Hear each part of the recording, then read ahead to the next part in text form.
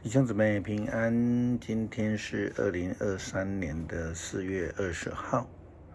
今天的经文是诗篇116篇第1节到第4节，12节到第16节。以赛亚书第25章第1节到第5节。彼得前书第1章第8节到第12节。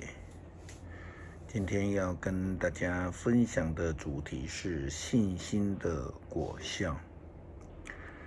基督徒信仰讲求的是信心。我的姑婆李帮助牧师，他是非常重视祷告教导的一位牧者。他也曾经写过一本祷告的册子，名为《祷告的功效》。祷告与信心其实是相辅相成的。一般来说，我们因为有信心才会愿意祷告。不太祷告的人们基本上是对祷告没有信心的。我们就以行走在水面上的彼得来做例子。圣经告诉我们，他虽然眼目看在这个风浪，所以因而就沉入了海里，但是他对耶稣基督是有信心的，因此他大喊：主啊，救我！或者我们可以说，他已经是走投无路了，也可能他只是随口喊出，或者他只是没有其他的依靠，只好开口求耶稣说：主啊，救我！是的，我们必须承认，有许多人的祷告其实都是存着姑且一试那种的心态，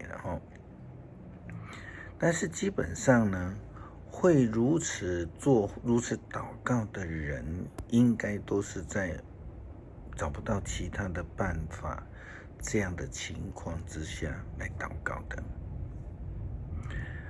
旧约圣经所记载到的受掳的以色列人们已经离开了上帝，但是他们在遇到困顿的情况之下，他们也开始回头祈求上帝，开始尊崇上帝，称颂上帝的名。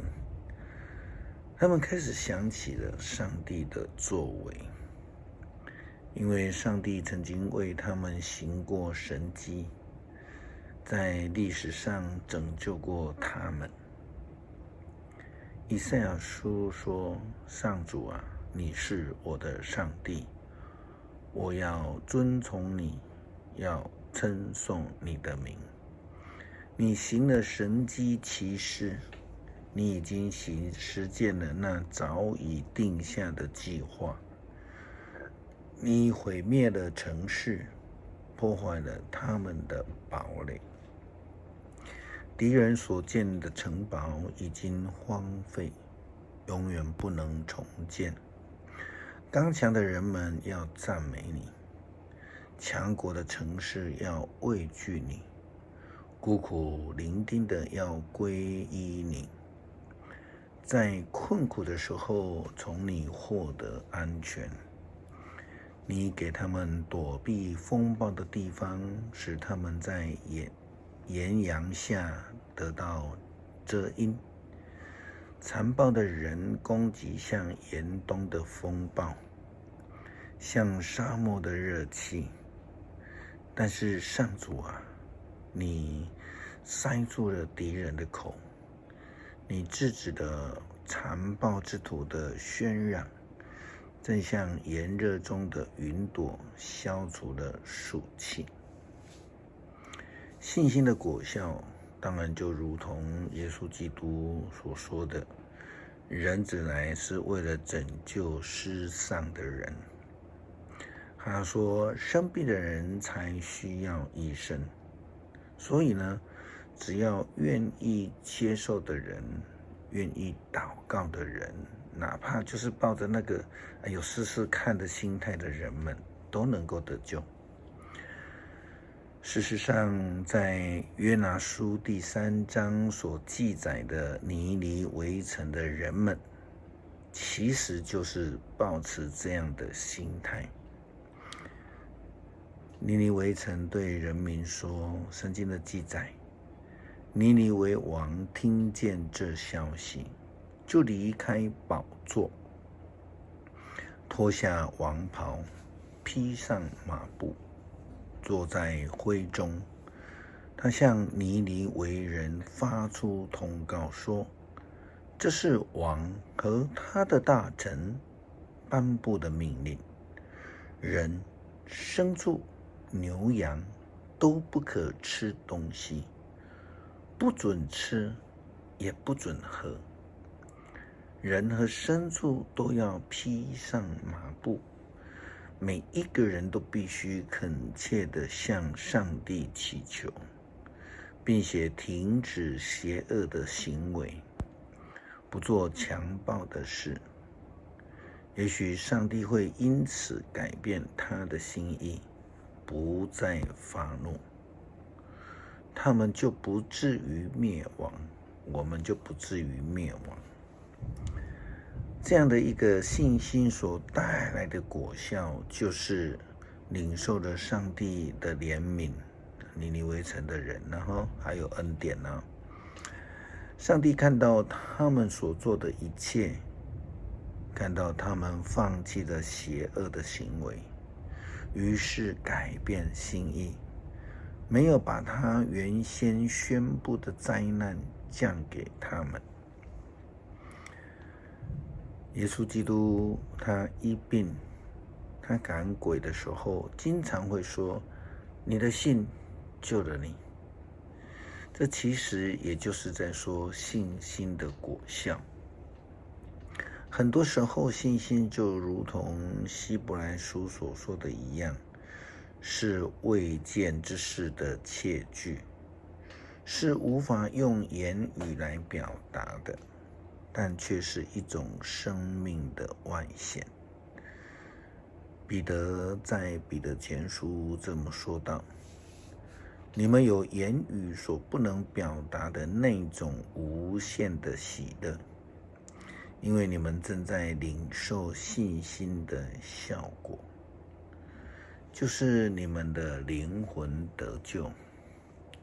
论到这拯救，先知们已经有详细的寻求和探究，并预言关于上帝要赐给你们的这个恩典。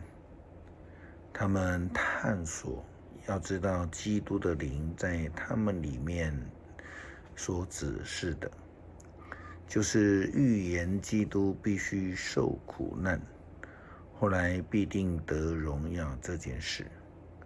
会在什么时候，在哪一种情况下实现？上帝让先知们知道，他们的工作并不是为了自己，而是为了你们。你们所说的这些事，现在都已经借着福音的使者们，靠着天上来的圣灵的能力，传给了你们。这些事连天使也希望能够明白，盼望我们都能够活出信心的生命，并且全心的信靠上帝，使我们的生活借着圣灵的能力而得到主的恩典。我们千万不要像西方人总是把那种上帝的名字，或是说上帝挂在嘴边，说 Oh my God, my gosh， 或者是讲耶稣的名字，耶稣啊 Jesus， 或是 G， 像这种有口无心的话语是没有功效的。信心必须是从心里来相信的。诗篇116篇第1节到第4节，我爱上主，因为他垂听我，他垂听我的祷告，我每次求告他，他都垂听。死亡的绞绳环绕着我，阴间的恐怖笼罩着我，我被恐惧、焦虑围困着。我就求告上主说：上主啊，我恳求你，求你救我。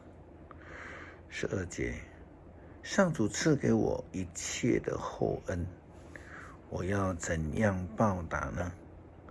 我要向上主举杯，感谢他的救恩。我要在他的子民的聚会中向他还我所许的愿。在上主的心目中，他的一个子民死去，是多么可痛惜的事。上主啊，我是你的仆人，我跟我母亲一样侍奉你。你已经释放了我。上主啊，我要向你献感谢的祭，要求告你的名。我要在你子民的聚会中向你还我所许的愿。我要在你的殿宇的庭院里面，在耶路撒冷信守我的诺言，要赞美上主。感谢上帝赐给我们救恩，让我们的生命得以被改变，使我们能够单靠信心就得蒙救恩。恳求上帝坚固我们的信，使我们蒙恩得救。感谢主，祷告奉主耶稣基督圣名求，阿们。